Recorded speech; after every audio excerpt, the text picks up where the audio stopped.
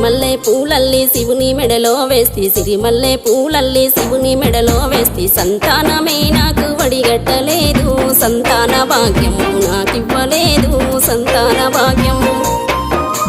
రాత రాసిన బ్రహ్మ గీతెట్ల గీసెను రాత రాసిన బ్రహ్మ గీతెట్ల గీసెను మన యందు ఉంటేనే కలుగునే మనకు సంతాన భాగ్యంబు దక్కునే మనకు సంతాన భాగ్యంబు